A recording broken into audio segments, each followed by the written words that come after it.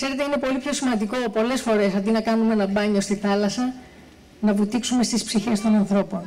Ίσως είναι και το νόημα της ζωής. Και μια που είπαμε για τις ψυχές,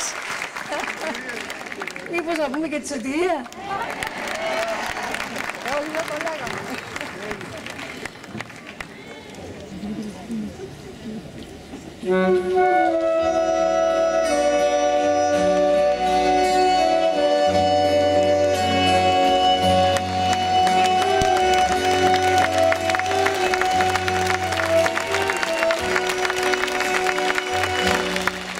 Της εξοχής τα πρωινά θα τα βρούμε ξανά αγκαλιά στο κρεβάτι.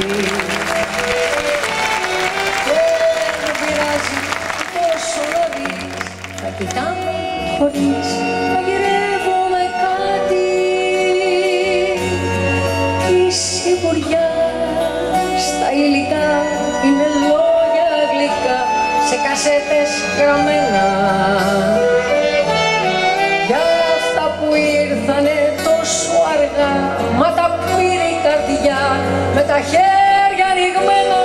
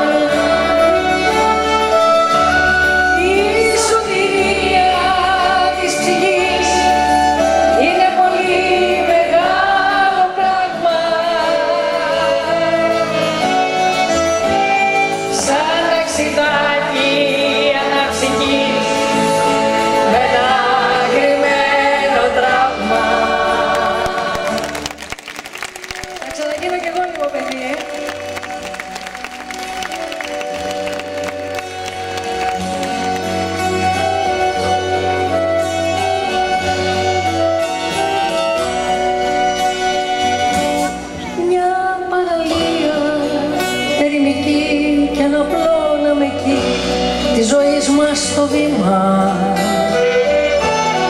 και δεν πειράζει που τόσα φιλιά πριν να γίνουν παλιά θα τα πάρει το κύμα. Εκεί στην άκρη της γραμμής θα χαρίζουμε εμείς τα παλιά μας κομμάτια, σαν αυτά που ήτανε τόσο μικρά μα πολύ ήταν σκιά για να μοιάζουν αλάτια.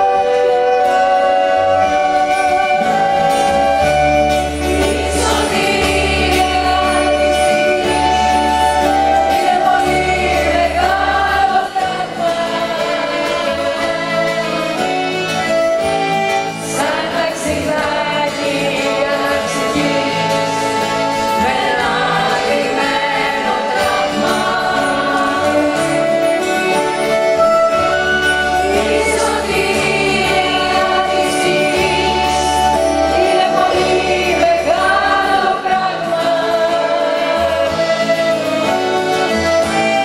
σαν ταξιδάκι αναψυχής με ένα κρυμμένο τραύμα. Με ένα κρυμμένο θαύμα.